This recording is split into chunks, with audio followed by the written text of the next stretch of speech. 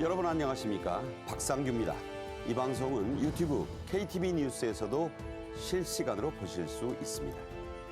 트럼프 미국 대통령이 우주에서 미사일을 요격할 수 있는 이른바 골든돔을 재임 중에 가동하겠다고 선언했습니다. 실현 가능성에 대해서 여러 이야기들이 나오고 있는데요. 집중적으로 분석해 보겠습니다. 한미 2차 관세 기술 협상이 진행되고 있습니다. 협상 상황, 또 관세 충격을 줄이기 위한 우리 정부의 28조 원 규모의 금융 지원은 어떻게 돼가고 있는지 역시 짚어드리겠습니다. 한미동맹 72주년입니다.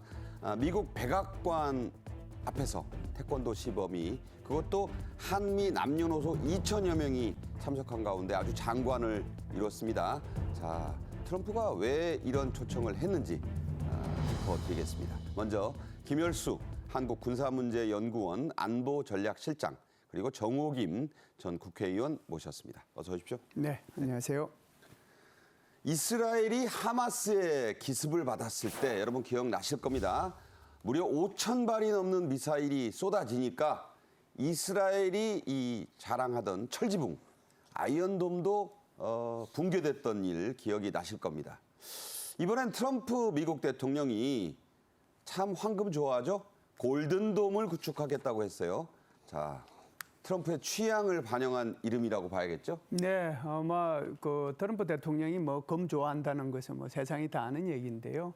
그러다 보니까 이제 백악관도 검으로 많이 바꾸지 않아요. 뭐 금으로 치장을 했죠. 네, 그래서 화이트 하우스가 아니고 앞으로 골든 하우스가 되지 않을까. 지금 사실 골든 하우스예요. 네, 그런 얘기도 지금 있고 그러는데 핵심 내용은 그런 것 같습니다. 이제 미사일 디펜스인데 역대급 미사일 디펜스죠. 그냥 지상에서 기반한 그런 미사일 디펜스가 아니고 우주에 기반한 그런 역대급 미사일 그런 그 디펜스, 그러니까 네. 미사일 방어 시스템을 구축하겠다라고 하는 건데 아마 전체 총 사업비가 아마 1,750억 불 정도 되는 것 같습니다. 우리 이게 돈으로 244조 원 정도 되죠. 244조 원. 네. 그리고 이제 이미 초기 사업비가 250억 불이 지금 태워져 있습니다. 네. 우리 돈으로 35조 원인데요. 지금 미 하원에 계류 중인 것이 소위 말하는 그냥 감세법이거든요. 거기에 이 돈이 태워져 있으니까 아마 이것이 통과되는 대로 바로 이 사업이 진행이 되지 않겠는가라고 보고요. 자기 임기 끝나는 전에 2029년 1월 달까지 이걸 마무리하겠다라고 하는데 그 부분은 한번 좀 지켜봐야 될 것 같습니다. 내년 11월로 예정된 중간선거 문턱을 잘 넘어가야 임기 안에 뭘 할 수가 있을 거라고 생각이 됩니다. 트럼프 대통령의 이 황금 지붕은 이스라엘의 이 철지붕과 비교할 때 무엇이 어떻게 다를까요? 우리가 이제 이스라엘의 방공 무기 체계라고 하는 것은 크게 세 가지로 이제 구분이 되죠. 제일 낮은 단계가 지금 말씀하신 것처럼 철지붕, 아이언돔이고요. 두 번째 단계가 이제 데이비드의 돌파밀질, 그러니까 데이비드 슬링이라고 하는 게 있고요. 그다음에 이제 그보다 다윗의 그러니까 돌팔매 때 쓴 거, 그걸 말하는 거죠? 그렇죠, 맞습니다. 그게 데이비드 슬링이라고 하는 거고요. 그 이제 더 높은 데서 오는 것을 요격하는 것을 우리는 에로2 또는 에로3라고 부릅니다. 그런데 참 성경에 충실해요, 보면. 그렇죠. 네. 그래서 이제 그걸 보면 지금 말씀하신 것처럼 철지붕이 해당하는 아이언돔 같은 경우에는 고도가 4에서 한 70km 정도 날아오는 포탄이나 그렇지 않으면은 단거리 탄도 미사일을 요격하는 데 쓰는 거거든요. 그런데 지금 미국이 추진하고자 하는 이 골든돔이라고 하는 것은 전혀 차원이 다른 네. 거예요. 왜 그러냐면은 이스라엘의 아이언돔 같은 경우는 지상 기반이고 그리고 이제 여기서 마지막 그러니까 미사일이 발사 단계, 비행 단계, 종말 단계 이렇게 나눠져 있거든요. 종말 단계에서 요격하는 거예요, 핵심이. 그런데 지금 미국이 추진하고자 하는 것은 그게 아니고 우주에 기반을 두는 거예요. 스타워즈네요. 그렇죠. 그래서 이것이 이제 그 1980년대 레이건 대통령이 추진하고자 했던 SDI라고 하는 그 스타워즈의 일환으로 지금 추진이 되고 있는 건데 이거 같은 경우에는 우주에 기반을 두는 거니까 거기에 이제 인공위성을 많이 띄워가지고 이 센서를 이용해서 탐지하고 추적하고 네. 여기에 또 요격 미사일이나 그렇지 않으면은 레이저 무기 이런 거를 치러가지고 바로 발사하겠다라고 하는 건데 그러면은 이것이 최초에 뜰 때 그리고 비행할 때 그리고 마지막 이제 종말 단계 이 세 단계에 전부 적용을 하겠다라고 얘기를 하면서 최종적으로는 우주, 지상, 해상을 다 합해가지고 완전한 미국의 정말 골든돔을 구축을 하겠다라고 하는 것이 미국의 구상이죠. 자, 뭐 지금도 돈이 없어서 지금 관세 전쟁에도 힘겨운 트럼프 행정부가 임기 안에 244조 원을 어디서 끌어올지 참 궁금하긴 합니다. 하지만 어쨌든 이 골든돔이 만들어진다면 우리나라로서도 뭐 나쁠 건 없다고요. 뭐 이론적으로는 그게 성공적으로 구축되면은 사실은 우리는 미국의 그 해구산 1000명에도 불구하고 이게 찢어진 해구산이 아니냐. 또 확장 억제 전략이라고 하지만은 실제로 북한이 실질적으로 핵 무력화를 하고 있는 상황에서 여러 가지 우려가 많기 때문에 미국이 골든돔을 구축하면 우리한테도 불리할 게 없다 이렇게 생각할 수 있는데요.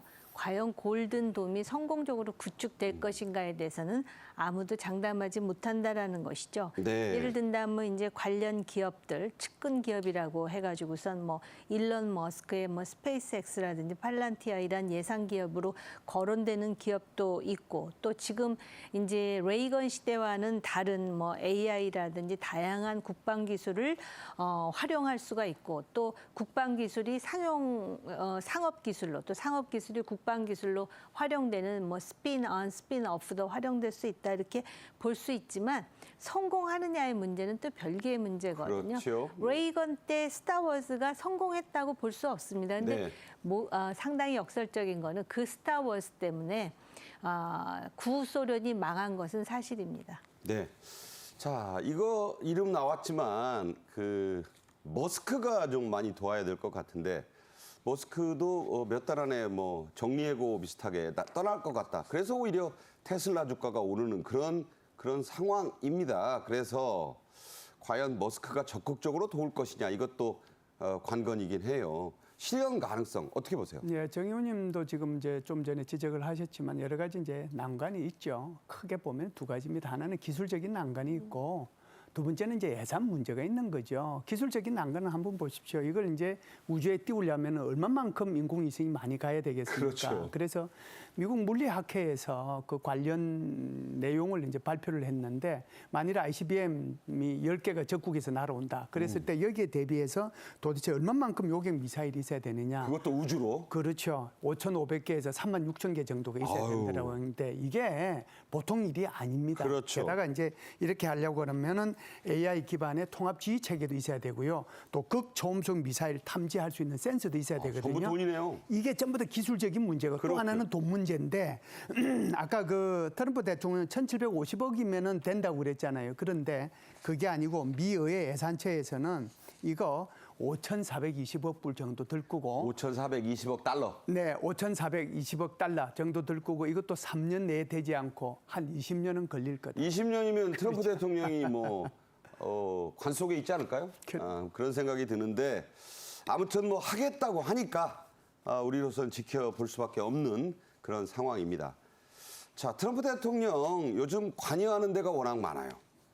국내적으로는 관세 전쟁에 따른 여러 가지 문제, 또 지지율 하락으로 지금 힘겹고 나라 밖으로는 뭐 여러 문제 중에 하나, 이 푸틴 러시아 대통령을 휴전 협상 테이블에 앉게 하는데 지금 실패하고 있는 거 아닙니까? 네, 뭐 실패하고 있다라고 봐야 되겠죠. 사실상 트럼프 대통령은 취임과 동시에 24시간 내에 내가 이걸 종전을 시키겠다라고 그랬는데 지금 4개월이 지났지 않습니까? 그렇죠. 그리고도 못했거든요. 트럼프 대통령이 푸틴 대통령하고 전화를 몇 번 통했냐면요. 3번 통했어요. 네. 그래서 첫 번째 통한 게 2월 12일인데 적극적으로 협상해라라고 한 거고 3월 18일 날 이제 통화한 것이 30일간 휴전을 그때 제안을 했거든요. 그리고 이제 5월 20일 엊그제죠. 그러니까 이때는 이제 러시아 우크라이나 전쟁이 미국 책임 아니다. 나 그렇죠. 여기서 빠질 수도 있다. 그래서 30일 휴전 제안에서 한 발 지금 물러나 있는 그런 모습을 지금 보여주고 있거든요. 사실상 어떻게 보면 트럼프 대통령이 이 종전을 위해서 푸틴 대통령 입장을 많이 지지해 줬단 말이죠. 그런데 오히려 푸틴 대통령은 이제 뭐 우크라이나 나토 가입도 안 된다라고 얘기할 뿐만 아니라 지금 자기가 차지하고 있는 땅까지도 절대로 양보 못 한다고 하는 이런 상태로 계속 나가다 보니까 푸틴이 좀 버티죠. 그렇죠. 그러다 보니까 트럼프 대통령이 중재 역할이 한계가 오고 있지 않는가 이렇게 보죠. 네, 그래서 지금 우크라이나나 러시아나 국제적으로 사용이 금지된 아주 위험한 살상 무기들을 지금 마구 쓰고 있어요. 누가 당하겠습니까? 선량하다고밖에 할 수 없는 민간인, 또 어쨌든 어쩔 수 없이 전장으로 끌려 나온 러시아 젊은이들이 엄청나게 살상되거나 회복할 수 없는 부상을 입을 수밖에 없습니다.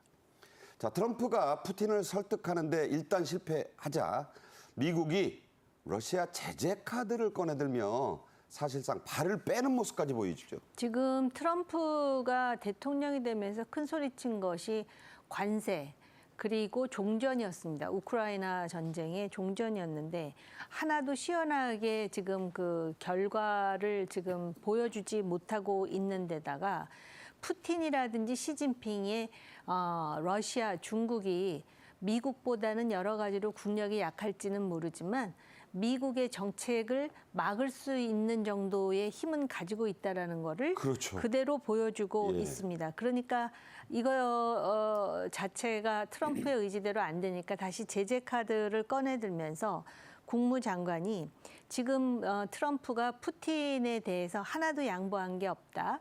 바이든 때 수행했던 제재를 그대로 유지하고 있다. 트럼프 대통령은 단 하나의 양보도 안 했으며 하지 않을 것이다. 뭐 이런 얘기를 하면서 또 한편으로는 협상 조건은 당사자들이 결정할 수 없다 하면서 발을 쓱 빼는데요. 예. 이미 미국 국민들뿐만 아니라 국제 여론으로도 지금 트럼프의 속을 훤히 들여다보고 있다라는 것이 트럼프가 처한 딜레마가 아닐까 이런 생각이 듭니다. 네. 자, 트럼프로서는 또 스타일을 좀 구기고 있는 곳이 다른 곳에도 있습니다. 바로 중동이죠. 이스라엘이 뭐가 좀 화가 났는지 이란 핵시설 공격 채비를 끝마쳤다고 그래요. 네, 이게 이제 5월 20일 날 CNN에서 보도한 건데요. 지금 이스라엘이 이란의 핵시설 공격할 준비를 다 마쳤고 공군 훈련까지 끝났다 이렇게 얘기를 하고 있거든요. 그러니까 이스라엘이 지금 미국에 대해서 좀 불만이 있습니다. 무슨 불만이냐면 지금 미국하고 이란 사이에 핵 문제 관련돼 가지고 협상을 하고 있잖아요. 네. 그 협상이 무려 지난 3월 달부터 엊그제까지 5차례에 걸쳐서 협상을 했어요. 네. 그 협상의 내용은 뭐겠습니까? 핵심 내용은 어떻게 하면은 이게 그 핵 프로그램을 제한하고 그다음에 이란에 대해서 제재를 해줄 것이냐 이걸 지금 서로 막견하는 거잖아요. 그러다 보니까 이스라엘에서는 이게 불만일 수밖에 없는 거죠. 네. 그러다 보니까 지금 이런 CNN 보도가 나왔다라고 볼 수가 있고요. 미국이 이제 우려하고 있는 것은 만일에 이걸 공격을 하면 이게 전면전으로 가잖아요. 그렇죠. 그런데 트럼프 대통령이 가장 싫어하는 게 뭡니까? 전쟁에 끌려 들어가는 거거든요. 그래서 오히려 지금 미국이 네타냐후 총리를 말리고 있는 상황이다 이렇게 볼 수 있겠습니다. 네, 우리 김 박사님의 지적과 또 다른 이유가 제기되고도 있습니다. 일각에서는요, 트럼프가 이번에 중동 3개국을 순방했는데 주요국이라고 하면서 미국은 지금까지 중동의 제1우방, 특히 트럼프가 베스트 프렌드라고 한 게 바로 이스라엘인데 이스라엘을 패싱했다. 즉 아예 이스라엘은 방문 간 김에 갈 수도 있는데 안 갔기 때문에 네타냐후가 화가 났다. 이런 얘기도 나옵니다. 자, 어떻게 보시나요? 미국의 새로운 대통령이 취임하면 거의 리추얼처럼 하는 일이 있어요. 그게 이스라엘과의 그 관계를 다시 한번 과시하는 일, 그 다음에 일본과의 그 통화를 통해서 일본 정상과의 통화를 통해서 소위 그 센카쿠 아일랜드라고 하죠. 그것에 대한 미국의 공약을 다시 한번 재확인해주는 일, 몇 가지 리추얼 같은 일들이 러시아를 있거든요. 좀 견제하고 중국을 견제하는 중국도, 것이죠. 예. 그런데 이번에 이렇게 중동을 순방하면서 사우디아라비아 또 카타르, 그다음에 UAE. 아랍에미레이트에서 엄청난 환대를 받으면서 이스라엘을 패싱했다라는 것이 여러 가지 의미에서 트럼프와 이스라엘의 네타냐후 총리의 관계가 녹록치 않다라는 것을 그대로 보여줍니다. 앞서 이란의 핵 문제에 대해서도 얘기했는데 이스라엘로서는 이란이 자꾸 핵을 향해서 뭔가를 한다라는 거는 국가 안보에 있어서 그렇죠. 굉장히 치명적인 문제일 수 있고요. 이번에 또 한 가지 미국이 이스라엘에 대해서 주문한 것은 전쟁, 특히 가자 전쟁을 끝내라라는 거였거든요. 근데 네타냐후는 본인의 국내 정치적 입지를 볼 때 이걸 그렇게 미국의 요구대로 한 번에 끝내줄 수 없는 상황입니다. 본인의 비리 문제 때문에 재판소 가야 그렇습니다. 되잖아요. 그렇기 때문에 이런 상황에서 이제 이해관계가 맞지 않다 보니까는 상징적으로 요번에 중동 순방을 하면서 이스라엘을 보란 듯이 소외시켰고 네.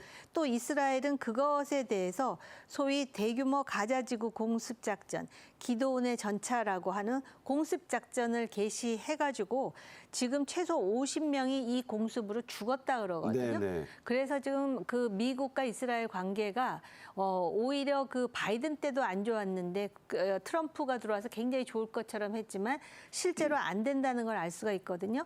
이거는 미국이 세계 최고의 최강대국이라 하더라도 다른 나라와의 협력이라든지 상호 의존이 얼마나 중요한지를 보여주는 대목일 뿐만 아니라 트럼프가 외교에 있어서 얼마나 지금 그 초보적인 그런 어떤 그 전략 자체도 없는지를 보여주는 대목이에요. 네.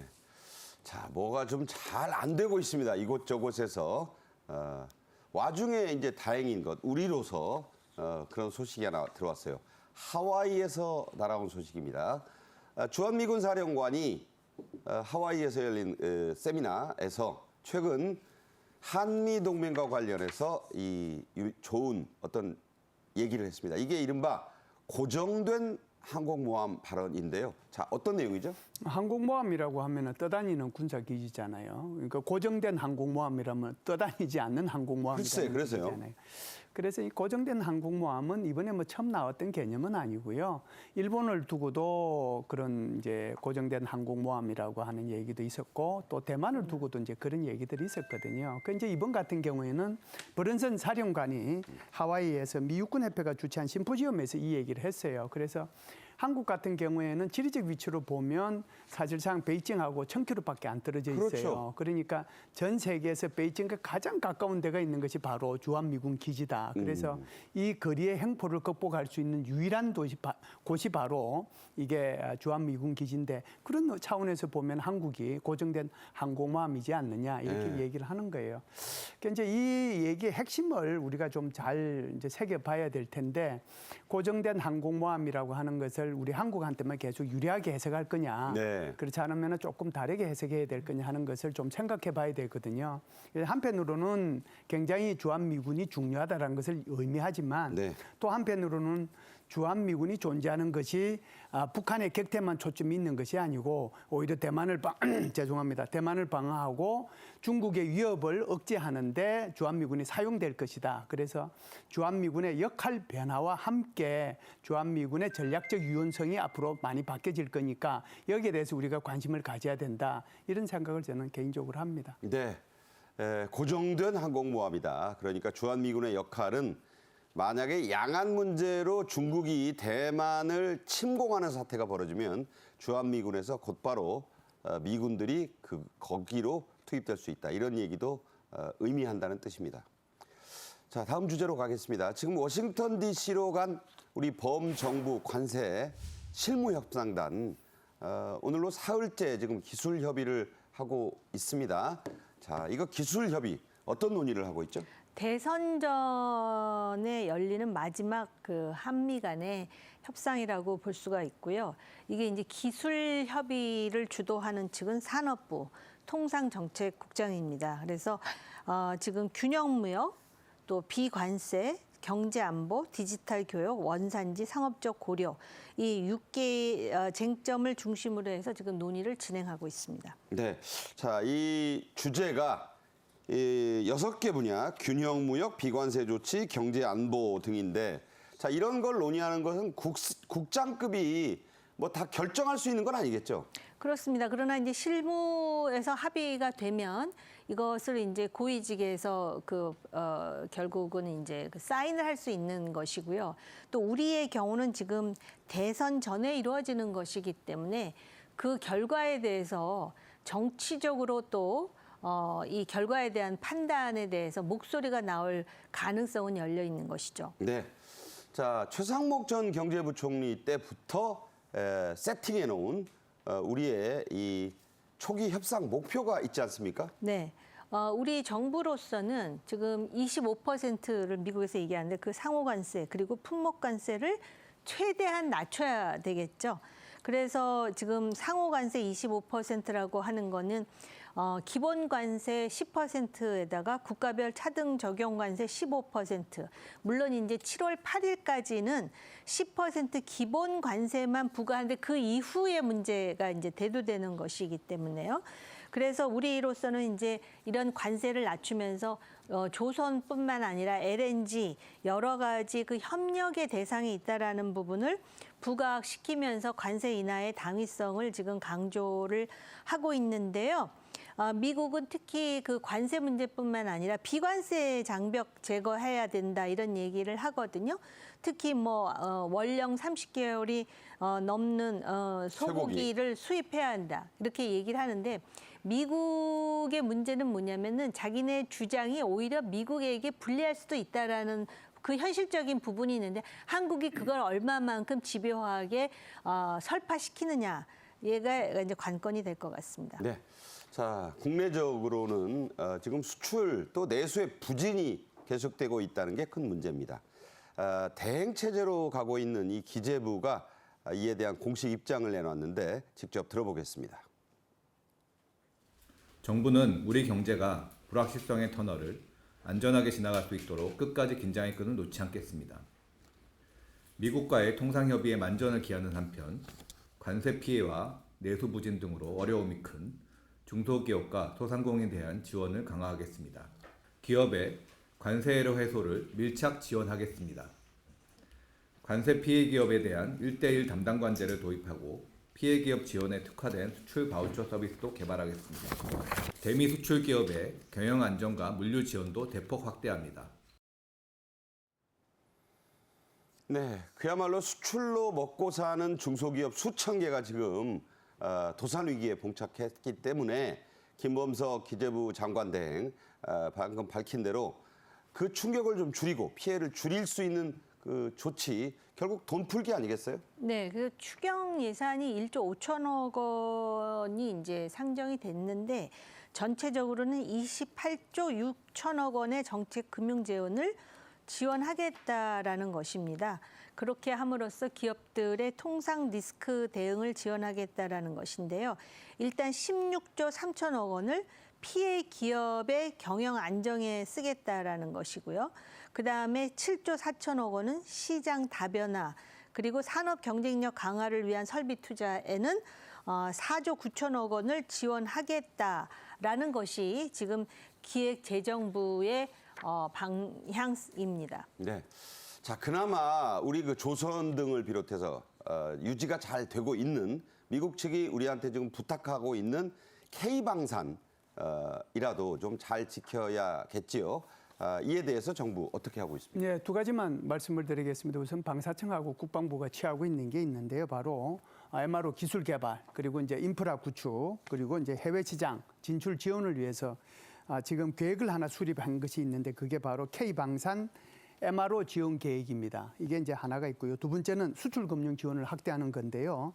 이것은 방산, 항공, 조선 MRO 시장 이걸 육성을 하기 위해서 향후 5년 동안에 네. 총 66조 원 규모의 수출 금융 지원을 결정을 했거든요. 그래서 결론적으로 말씀을 드리면 정부는 K방산의 외형적 성장을 넘어서 MRO를 통한 지속 가능한 성장 동력을 확보하고 그리고 세계 4대 방산 강국 진입을 목표로 정책을 추진하고 있다. 이렇게 말씀드릴 수 있습니다. 네. 이런 과도기와 전환기에 그 브릿지 역할을 하고 있는 이 공무원들이 정말 잘해줘야 될 것 같습니다. 말씀드린 대로 당장 지금 위기에 빠져 있는 그 수출 중소기업들 이게 지금 아주 힘들다고 해요. 그래서 수출 바우처를 또 공급하는데 이게 세 번째예요, 벌써? 네, 3차 지원 사업을 지금 이제 실시하고 있는데요.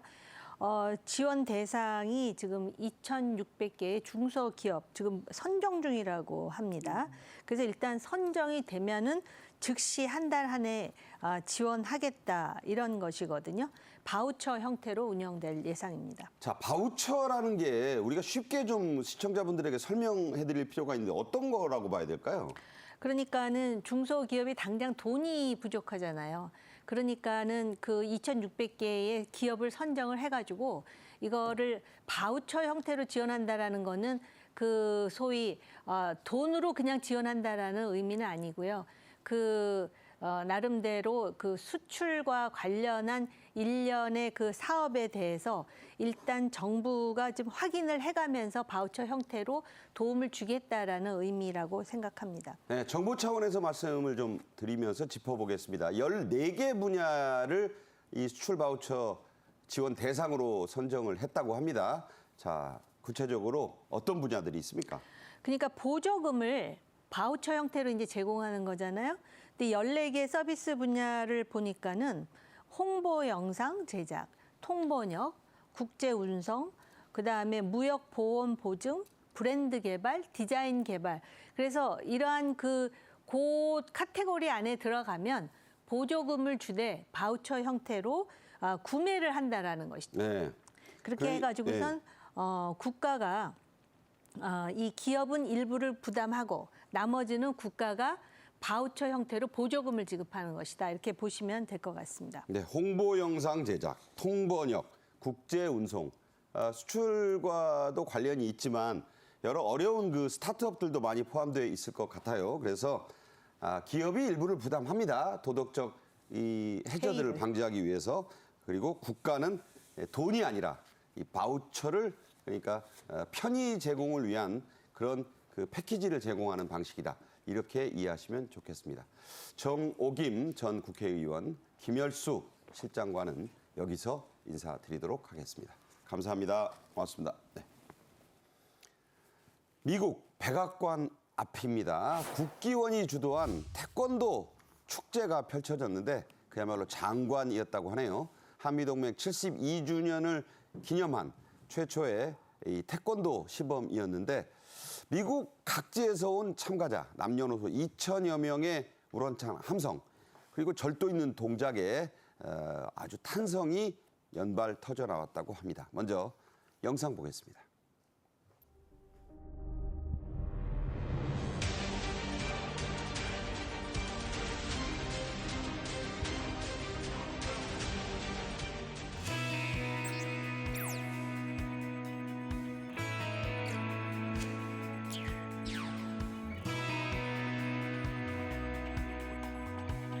I want everyone around me to feel these positive effects of Taekwondo and be happy.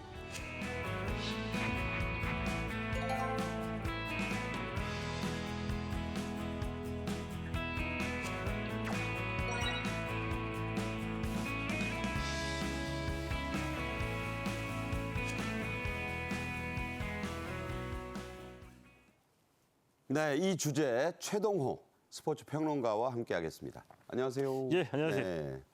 자, 한미동맹 72주년입니다. 조금 이따 이 왜 72주년인지는 말씀드릴 거고요. 자, 보신 대로 미국 백악관 앞에서 이 아주 특별한 행사가 열렸네요. 한미 동행 72주년. 그러니까 72주년의 그 기점은 1953년도에 한미 상호 방위 조약이 체결이 됐죠. 이승만 전 대통령이. 예, 그렇습니다. 72주년을 기념하기 위해서 이 태권도 페스티벌이 벌어졌습니다. 한미 동맹을 상징하듯 백악관 앞에 우리도 자주 보죠. 이 잔디광장이 있죠. 저기예요. 네. 예, 지금 보시는 장면인데요. 프레지던트 파크라고 합니다. 자, 이곳에서 2천여 명이 태권도 도복을 입고 태권도 시범을 보인 겁니다. 남녀노소가 다 있었다고요? 예, 미국 전역에서 남녀노소 또 이 다양한 인종, 다양한 연령의 태권도인들이 모여서 태권도 품새, 태극일장을 시연을 했고요. 그리고 국기원 시범단이 초청돼서 그 국기원 시범단의 시범 공연도 열렸습니다.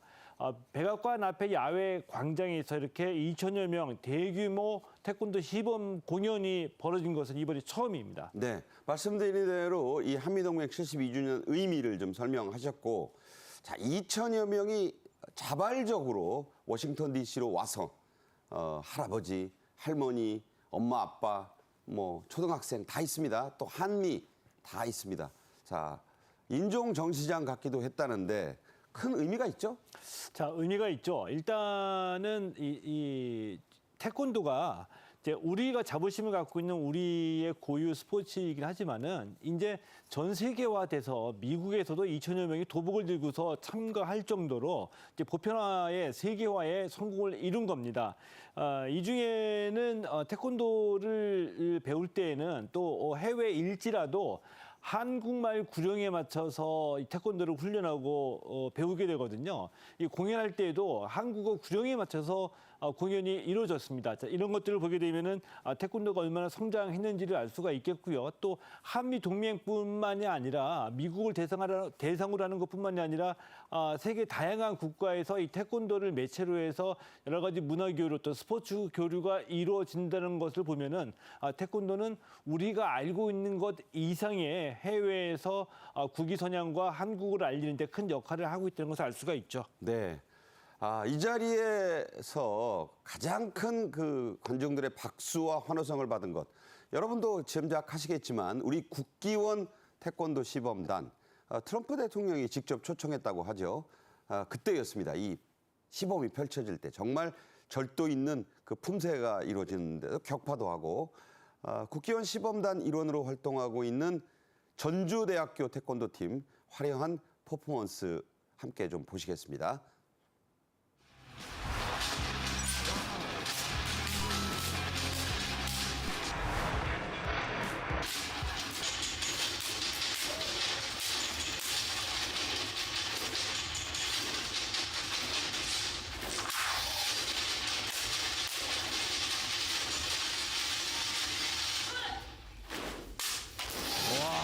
팔을 쏘면서 그냥 격파를 했습니다. 와.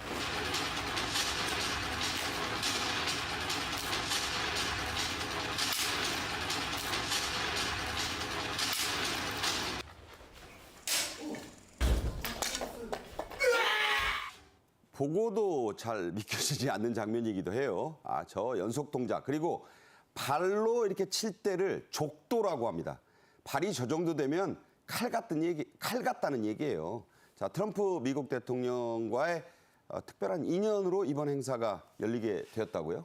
자, 이번 태권도 페스티벌 트럼프 대통령의 이 국기원 시범단 미국 초청으로 이뤄진 행사이거든요. 이제 어떻게 이제 트럼프 대통령이 국기원 시범단을 초청을 하게 됐느냐? 이 국기원장, 이 국기원장과 이동석 국기원장과의 그 인연에서부터 시작이 된 겁니다. 네. 자, 원래 이 트럼프 대통령이 이 태권도에 좀 관심이 있었습니다. 왜냐하면은 이 막내 아들인 이 베런 트럼프가 태권도를 배웠거든요. 2m 넘는 그 친구 말이죠. 이게 맞습니다. 네. 근데 그냥 배운 수준이 아니라 유단자라고 합니다. 네. 자, 그래서 태권도에 관심을 갖고 있었는데 2019년에 방한했을 때 국회에서 벌어진 행사에서 이동석 국기원장을 만나서 인연을 쌓게 됐고요. 야인이었을 때 2021년에 이 전직 대통령으로서 미국의 그 플로리다주 팜비치에 있는 별장에서 지낼 때 이동석 국기원장이 명예구단 이 단증을 전달하기 위해서 이곳을 방문했었죠. 그런 거 트럼프 대통령 되게 좋아하잖아요. 예. 근데 이 트럼프 대통령 당선 직후에 바로 이때 찍은 사진이 우리나라에서는 좀 주목을 받기도 했어요. 자, 그런데 이 사진 자세하게 보시면은 트럼프 대통령이 태권 도복을 입고 찍었거든요. 그렇네요. 근데 처음에는 도복 입지 않겠다라고 버텼다고 합니다. 자, 이런 이 트럼프 대통령을 이 이동석 국기원장이 미국의 유권자 중에 태권도인과 태권도인의 가족이 5천만 명이다. 그 말에 또 이게 표 좀 받으려면 입어야 돼 이거군요. 예, 뭐 역시 뭐 정치인이니까 정치인이라는 걸 다시 한번 느끼게 했고요. 자, 이런 인연을 계기로 해서 이때 약속했던 트럼프 대통령의 국기원 시범단 초청하겠다. 이번 달에 이루어진 겁니다. 네. 자, 이 행사에는 우리나라와 특별한 인연을 또 갖고 있는 연방 하원 의원 톰 스워지란 사람인데 참석을 했다고요? 예, 톰 스워지 의원인데요. 미국 민주당의 이제 대표적인 친한파 의원이라고 할 수가 있습니다. 지난 1월에는 한미 동맹 재확인 결의안을 대표 발의할 정도로 이 친합하라고 할 수 있는데 이때 이제 이 톰 스워지 의원이 한 얘기가 트럼프 대통령이 한국과 같은 동맹을 단지 이 비즈니스 거래 대상으로만 인식하는 것이 우려스럽다. 네. 그래서 한국에 있는 친구들에게 한미 동맹의 유지를 하겠다는 우리의 의지, 이 메시지를 전달해 주고자 이번 결의안을 발의했다라는 얘기를 하기도 했었고요. 뭐 당연히 이 톰 스워지 의원이 한국을 좀 더 이해하게 된 이 계기 중에 하나가 바로 이 태권도입니다.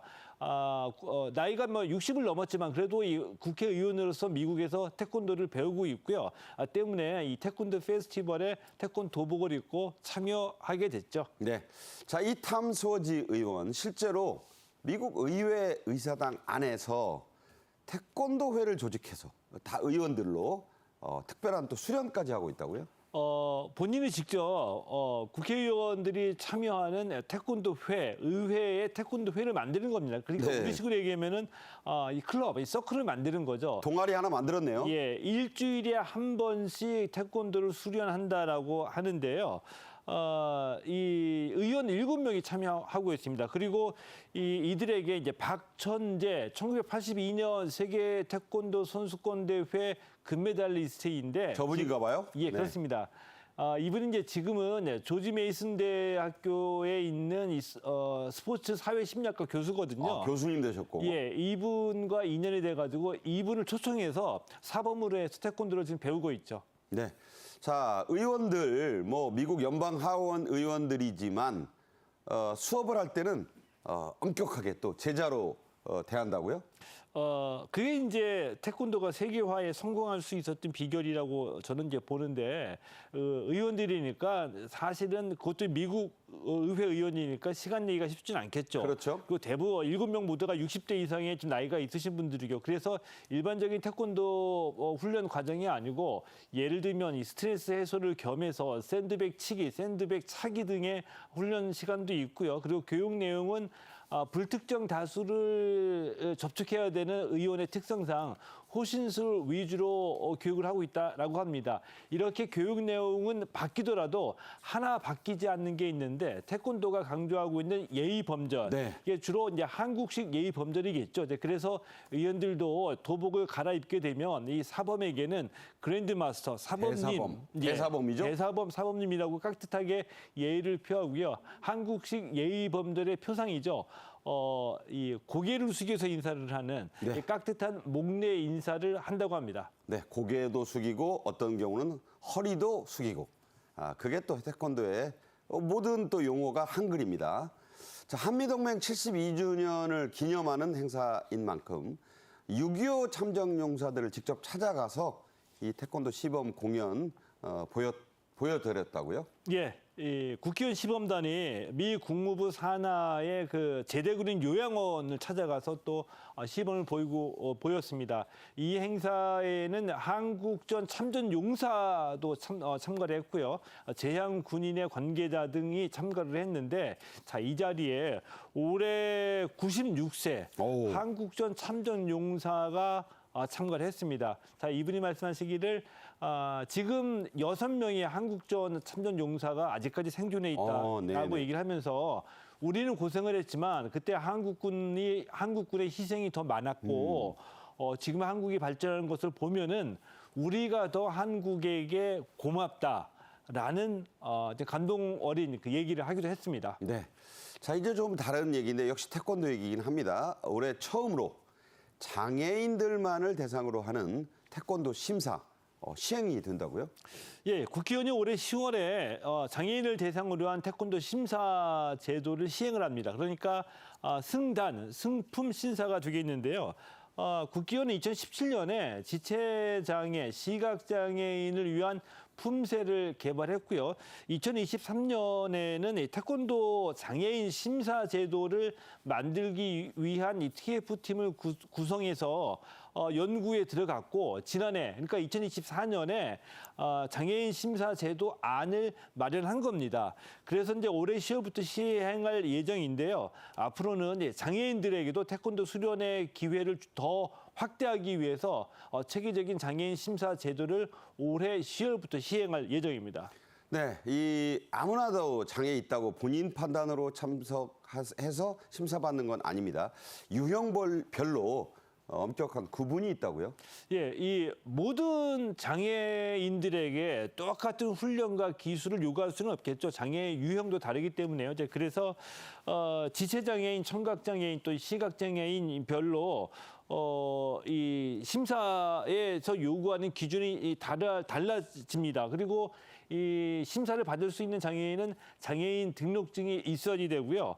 장애인 심사는 1품에서 3단까지만 현재로서는 좀 가능하게 됩니다. 신청은 국기원에 있는 정보관리 시스템에서 신청할 수가 있습니다. 네, 저것이 이제 장애인들에게 태권도를 이렇게 심사를 하고 단증을 제대로 주고 어떤 의미가 있다고 보세요?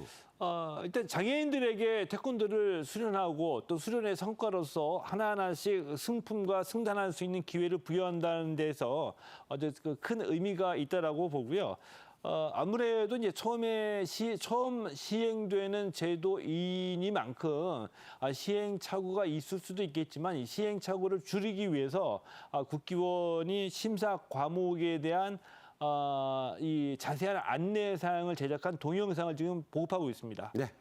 자, 손흥민 얘기를 좀 하겠습니다. 그야말로 유럽에서 프리미어리그에서 득점왕도 했고 그랬지만 못 해본 게 하나 있었죠. 바로 생애 최초의 유럽 대회 우승컵, 우승 반지 뭐 이런 걸 못 해본 건데 이게 이루어졌네요. 후반에 교체 투입돼서 1대0의 승리 끝까지 지켜냈죠.